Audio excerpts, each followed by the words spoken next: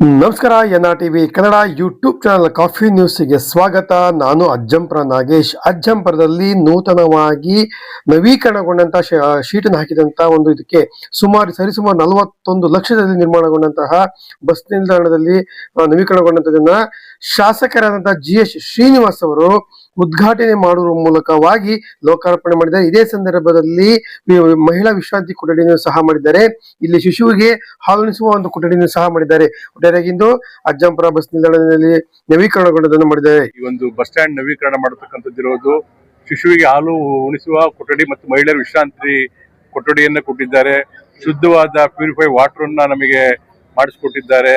ಹಾಗೂ ಇಲ್ಲಿಂದ ಮತ್ತೆ ನಗರಸಭೆಗೆ ರಸ್ತೆ ಎರಡು ಕಡೆ ಲೈಟ್ ಹಾಕ್ಬಿಟ್ಟು ಅದು ರಸ್ತೆ ಅಭಿವೃದ್ಧಿ ಪಡಿಸಲು ಕೂಡ ನಮಗೆ ಕೋಟ್ಯಾಂತರ ರೂಪಾಯಿ ಹಣವನ್ನ ನಗರಾಭಿವೃದ್ಧಿ ಸಚಿವರು ಕೊಟ್ಟಿದ್ದಾರೆ. ಅದ್ರ ಜೊತೆಗೆ ತರೀಕೆರೆಯಲ್ಲಿ ಬಸ್ ಸ್ಟ್ಯಾಂಡಿಗೆ 4.5 ಕೋಟಿ ಕೊಟ್ಟಿದ್ದಾರೆ. ಹಾಗೂ ನಮ್ಮ ಡಲ್ಟ್ ಇಂದ ನಮ್ಮ ಹೊಸ ಡಿಪೋ ಬಸ್ ಡಿಪೋಗೆ 5 ಕೋಟಿಯನ್ನು ಹಣ ಕೊಟ್ಟಿದ್ದಾರೆ. ಅದೇ ರೀತಿಯಾಗಿ ತರೀಕೆರೆಯ ರಸ್ತೆ ಅಭಿವೃದ್ಧಿಯು ಕೂಡ 5.5 ಕೋಟಿ ಹಣವನ್ನ ನಗರಾಭಿವೃದ್ಧಿ ಸಚಿವರು ಕೊಟ್ಟಿದ್ದಾರೆ. ತರೀಕೆರೆ ಕ್ಷೇತ್ರದ ಜನತೆ ಪರವಾಗಿ ನಾನು ನಗರಾಭಿವೃದ್ಧಿ ಸಚಿವರಿಗೆ ವಿಶೇಷವಾಗಿ ಅವರಿಗೆ ಧನ್ಯವಾದವನ್ನು ಹೇಳ್ತೀನಿ. ಸರ್, ಈಗ ಕೇಂದ್ರ ಬಜೆಟ್ ಆಯ್ತು ಬಂದೆ, ನಿಜವಾಗ್ಲೂ ಕೂಡ ಇದೊಂದು ದೂರ ಬಡ ಜನರ ಮತ್ತು ಮಲತಾಯಿ ತೋರಿಸತಕ್ಕಂತಹ ಒಂದು ಬಜೆಟ್ ಆಗಿದೆ. ವಿಶೇಷವಾಗಿ ಇಲ್ಲಿ ಯಾವುದೇ ಒಂದು ವಿಶೇಷ ಟ್ರೈನ್ಗಳಿರ್ಬೋದು ಅಥವಾ ರೈತರಿಗೆ ಅನುಕೂಲ ಆಗತಕ್ಕಂಥದ್ದಿರ್ಬೋದು, ಸಬ್ಸಿಡಿ ಇರ್ಬೋದು ಅಥವಾ ಇನ್ಕಮ್ ಟ್ಯಾಕ್ಸ್ ಲ್ಯಾಬ್ಗಳಲ್ಲಿ ಇರ್ಬೋದು, ಏನು ಮಾಡಿಲ್ಲ. ಕೆಲವೊಂದು ರಾಜ್ಯಗಳಿಗೆ ಯಾವುದು ಚುನಾವಣೆ ಬರ್ತಿದೆ ಆ ರಾಜ್ಯಗಳಿಗೆ ಹೆಚ್ಚಿನ ಕಾರ್ಖಾನೆಗಳನ್ನು ಸ್ಥಾಪಿಸಲಿಕ್ಕೆ ಉತ್ಪಾದನೆ ಮಾಡಲಿಕ್ಕೆ ಅವಕಾಶ ಕೊಟ್ಟಿದ್ದಾರೆ. ಅಲ್ಲಿಗೆ ಹೆಚ್ಚಿನ ಟ್ರೈನ್ಗಳನ್ನು ಬಿಟ್ಟಿದ್ದಾರೆ. ಅಲ್ಲಿ ವಿಶೇಷವಾಗಿ ಅಲ್ಲಿಗೆ 6 ಕೋಟಿ ಅಭಿವೃದ್ಧಿಯನ್ನು ಮಾಡಿದ್ದಾರೆ.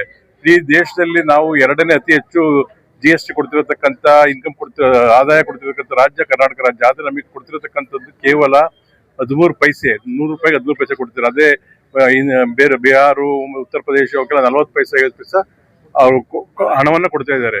ಇದು ನಮಗೆ ಮಲತಾಯಿ ಧೋರಣೆ ತೋರ್ತಿದ್ದಾರೆ. ಇದರಲ್ಲಿ ಹಿಂದೆ ಹೇಳಿದಂತ ಭದ್ರ ಪ್ರಾಜೆಕ್ಟ್ 5,000 ಕೊಡ್ತೀವಿ ಅಂತ ಹೇಳಿದ್ರು, ಅದಕ್ಕೆ ಕೊಟ್ಟಿಲ್ಲ. ಕೃಷ್ಣ ಆ ಒಂದು ನೀರಾವರಿ ಇದಕ್ಕೆ 6,000 ಕೋಟಿ ಕೊಡ್ತೀವಿ, ಅದು ಕೊಟ್ಟಿಲ್ಲ. ಯಾವುದೇ ಭರವಸೆಗಳನ್ನ ಕೊಟ್ಟಿದ್ದಾರೆ, ಯಾವುದನ್ನು ಈಡೇರಿಸಿಲ್ಲ. ನಾವು ಕೂಡ ನಮ್ಮ ಸರ್ಕಾರಗಳು ದುಡ್ಡು ಕೇಳಲಿಕ್ಕೋಸ್ಕರ ಕೋರ್ಟಿಗೆ ಹೋಗೋ ಪರಿಸ್ಥಿತಿ ಬಂದಿದೆ.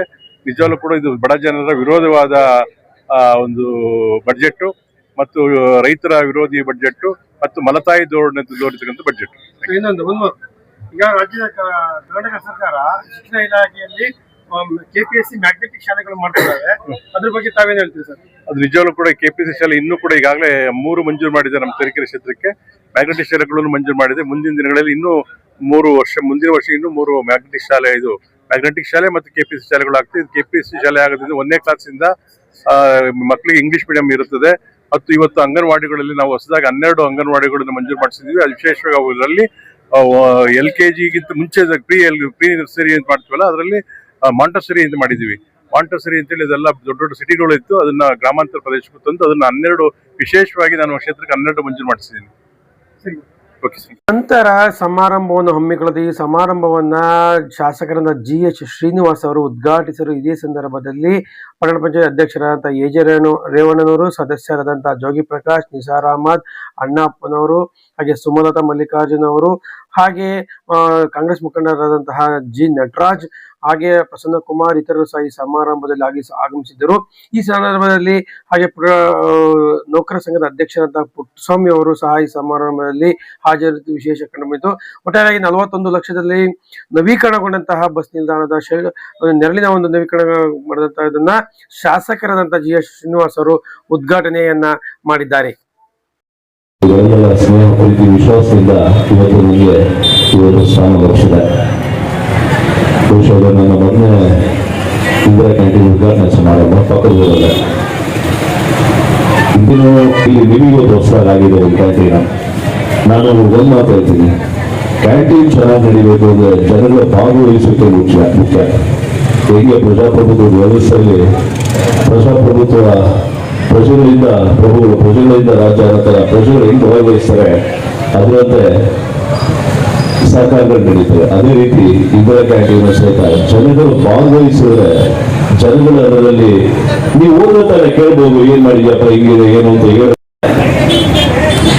ಬಡವರಿಗೆ ಕೂಲಿ ಕತ್ತು ಈ ಕಾರ್ಯಕ್ರಮಕ್ಕಾಗಿ ಹಾಗೂ ವಿದ್ಯಾರ್ಥಿಗಳಿವರೆಗೂ ಹಸಿವು ಮುಕ್ತ ಕಾರ್ಯಕ್ರಮ ನಮ್ಮ ನಟರಾಜನ್ ಹೇಳಿದಂಗೆ ಯಾವುದೇ ಗೋಮಾಳ ಇಲ್ಲ, ಯಾವ ಜಾಗನೂ ಇಲ್ಲ. ಅದಕ್ಕೆ 3.5 ಎಕರೆ ಜಾಗ ಇದೆ ಅಂತ ಅಧ್ಯಕ್ಷರು ಹೇಳಿದ್ರು. ಅದನ್ನ ನಾವು ಏನು ಕಸ ವಿಲೇವಾರಿ ಘಟಕ ಮಾಡಲಿಕ್ಕೆ ಕೊಟ್ಟಿದ್ರು ಆ ಜಾಗವನ್ನ ನಾನು ಹೇಳಿದ್ದೀನಿ ಅವರಿಗೆ, ಅಧ್ಯಕ್ಷರಿಗೆ. ಸ್ಲಮ್ ಬೋರ್ಡ್ ಮನೆ ಕಟ್ಟಿಸ್ಕೊಡ್ತೀವಿ ಅಂದ್ರೆ ನಿಮಗೆ ಜಾಗ ಕೊಡ್ತೀವಿ ಅಂತ ಹೇಳಿ ಪತ್ರ ಬರೆಯಪ್ಪ ಅಂತ ಹೇಳಿದ್ದೀನಿ. ಕಟ್ಟಿಸ್ಕೊಡ್ತೀವಿ ಅಂದ್ರೆ ಜಾಗ ಕೊಡ್ತೀವಿ, ಕಟ್ಟಿಸ್ಕೊಡಲ್ಲ ಅಂತಂದ್ರೆ ನಿವೇಶನ ಹಂಚ್ತೀವಿ. ಯಾಕಂದ್ರೆ ನಾನು ಸುಮ್ಮನೆ ನಾವು ಜಾಗ ಕೊಟ್ಟು ಅವರು ಮನೆ ಕಟ್ಟಿಸ್ಕೊಂಡು ಇಲ್ಲದ್ರೆ ನೆಕ್ಸ್ಟ್ ಇಯರ್ ಕಟ್ಟಿಸ್ಕೊಡ್ತೀವಿ ಅಂತ ಹೇಳ್ತಿದ್ದಾರೆ. ಅದೇ ರೀತಿ ರೆಸೊಲ್ಯೂಷನ್ ಮಾಡಿ ಅಂತ ಅಧ್ಯಕ್ಷರಿಗೆ ಹೇಳಿದ್ದೀನಿ. ಅದಾದ ನಿಮ್ಮೆಲ್ಲರಿಗೂ ಗೊತ್ತಿರತಕ್ಕಂಥ ವಿಚಾರ. ಇವತ್ತು ಅನೇಕ ಕೆಲಸಗಳಲ್ಲಿ ಮಾಡಿದೀವಿ. ಏನು ನಮ್ಮ ನಿಸಾರ್ ಹೇಳಿದಂಗೆ ಪ್ರಜಾಸೌಧ 8 ಕೋಟಿ 60 ಲಕ್ಷದಲ್ಲಿ ಈಗ ಇನ್ನು ಬೇಗ ಶುರು ಆಗ್ತಿತ್ತು. ಹೊಸದಾಗಿ ಒಂದು ರೀತಿಯಾಗಿ ಡಿಸೈನ್ ಮಾಡಿ ಆರ್ಕಿಟೆಕ್ಟ್ಸ್ ಡಿಸೈನ್ ಮಾಡಿಸಿ ಒಂದು ಅದ್ಭುತವಾಗಿ ಚೆನ್ನಾಗಿ ಮಾಡೋಣ ಅನ್ನೋ ಉದ್ದೇಶದಿಂದ ಸ್ವಲ್ಪ ತಡ ಆಯ್ತು. ಈಗ ಟೆಂಡರ್ ಜೊತೆಗೆ ಬಸ್ ನಿಲ್ದಾಣದಲ್ಲಿ ಒಂದು ನೆರಳಿನ ವ್ಯವಸ್ಥೆ ಮಾಡಿಕೊಟ್ಟಂತಹ ಶಾಸಕರಿಗೆ, ಸಾರ್ವಜನಿಕರು ಹಾಗೂ ಮುಖಂಡರು ಸಹ ಅವರಿಗೆ ಅಭಿನಂದನೆಯನ್ನು ಸಲ್ಲಿಸಿರುವ ಚಿತ್ರದಲ್ಲಿ ಕಾಣ್ತಿದ್ದೇವೆ.